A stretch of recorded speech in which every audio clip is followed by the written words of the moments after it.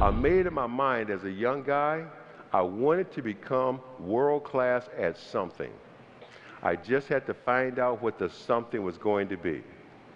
And the very first time that I walked into a Wall Street trading room, I knew this is it. The ticker tape is rolling, the phones are ringing off the hook, people are screaming and shouting out orders, bodies are flying all over the place, and what looked like chaos to anybody else, I could see the natural rhythm in it. It was like I was reading a sheet of music, and I knew this is where I'm supposed to be. I kept coming back. I wore one branch manager down to the point that he says to me, Gardner, based on persistence alone, we're going to give you a shot. Man, I quit my job. That was all I wanted. I went home and I told my ex, you know what? You said I couldn't do it, but guess what? I start in 2 weeks. I was pretty pumped up. All the way up to the point. I show up on the appointed day and time, only to find out the gentleman who had made me the commitment had been fired the previous Friday. And nobody knew who I was, why I was there, and did not care.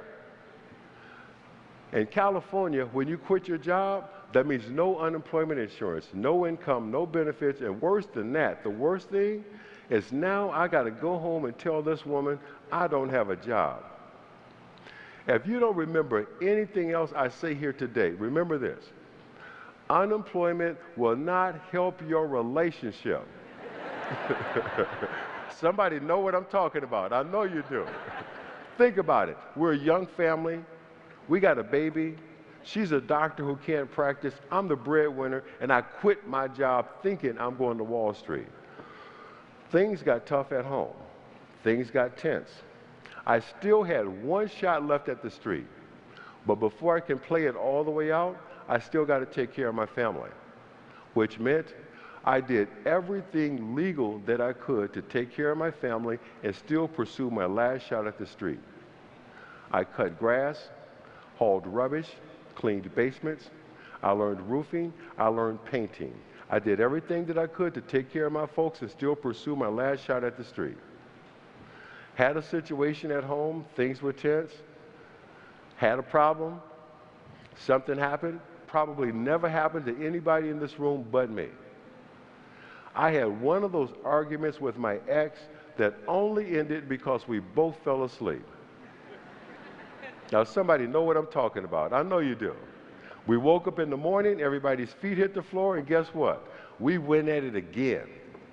The neighbors don't know what might happen, what could happen, what's going on. They call the police. The police come. They want to make sure everything is fine. Take her over here, calm her down, talk to her.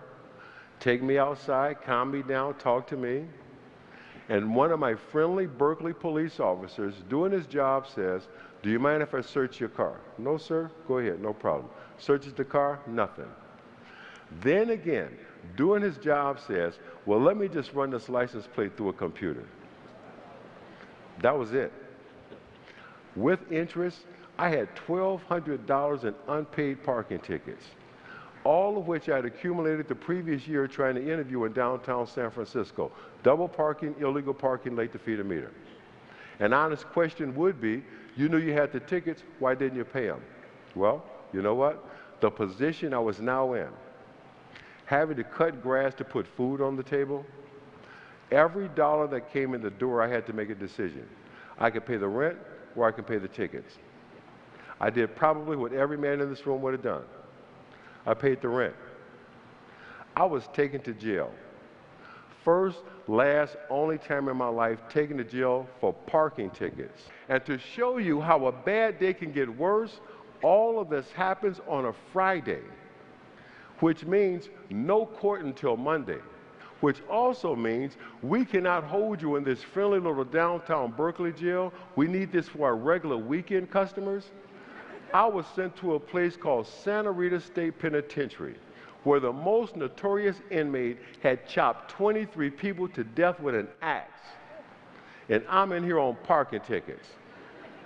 10 days. And I know somebody out there thinking about it. Let me tell you something. If y'all got some parking tickets, you need to get up and walk out of here right now.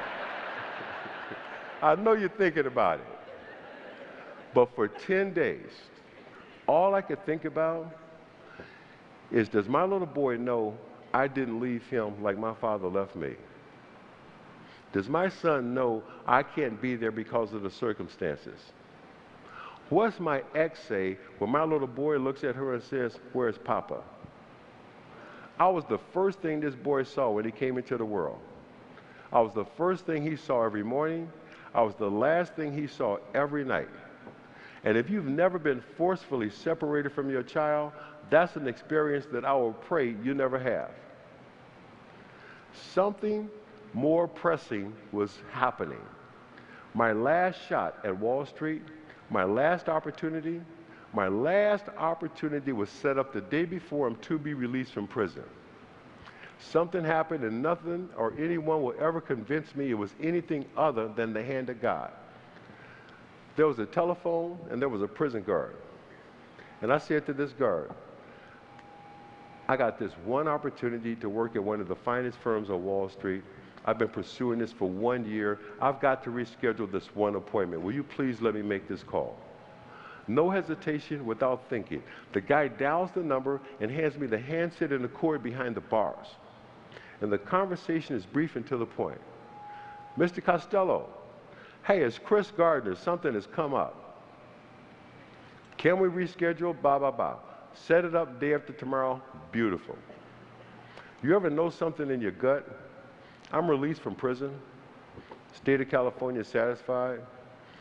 Something told me. You ever just not need somebody to tell you something, you just knew it? I went to the place we used to call home in Berkeley, California. And I looked through the window and I knew they were gone. This chick took everything but the dust. Most importantly, she had taken my little boy. But I still had to go on this job interview. In the film, you saw Will Smith show up wearing blue jeans with paint all over him.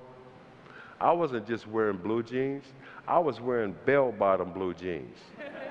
I show up at Mr. Costello's front door and he says exactly what I would have said to anyone who shows up at my front door 6:30 in the morning dressed like that. Delivery's in the rear. I would have said the same thing. But I come right back at him and I explain, "Mr. Costello, I'm Chris Gardner. Today is the biggest day of my business career. I must admit, I'm underdressed for the occasion." "Yeah, you got that right." What happened? I could not think of a lie bizarre enough. I told the truth. It was the best thing I could have done. Turns out, Mr. Costello had been married and divorced 3 times. He started telling me stories about his ex-wives. And that second one, man, I don't know why he ever got married again. He told me some stuff about her. And out of nowhere, he says, "You be here tomorrow morning, I will personally walk into the trading room." Beautiful, getting my shot. That's all I wanted. I'm hired. Base salary, $1,000 a month gross. I move into a boarding house, Oakland, California, all I can afford. 3 meals a day and a room. My days as a trainee were the same as they were for every other trainee who's ever started at the bottom on Wall Street. You do the one thing the brokers do not want to do or feel is beneath them, which is cold call. Turned myself into a cold call machine 200 times a day. I don't know if you guys in the back can see this, but in the front, see how this one finger is cockeyed? That's my calling finger. 200 times a day. And at night, study, study, study. And at night, the pain. When will I see my son? How much longer will this go on? My ex and I, unfortunately, were in that space where sometimes the adults start acting like children. And one parent feels like if the only way I can hurt you is to hit you over the head with the baby, I'm going to do it. My ex also began a campaign of what I can only call emotional terrorism. Will call on the phone and let me hear my little boy scream and cry and hang up the phone. Now, this was before star 69 and caller ID. Somebody in here might agree with me. When it comes to your children, you got caller ID in your heart. There could be a room full of a dozen babies crying, and you know if that's your baby or not. Put it out of my mind, study, study, study, pass my exam, highest score in the class, big deal. My reward, I get to come back the next day and make another 200 phone calls. This goes on for months. And one night, 1 in the morning, there's a knock at the door. And you know who that is? It's my ex. And the conversation is brief and to the point. I can't do this anymore. Here, it's your turn. Just like that, that's how we became homeless.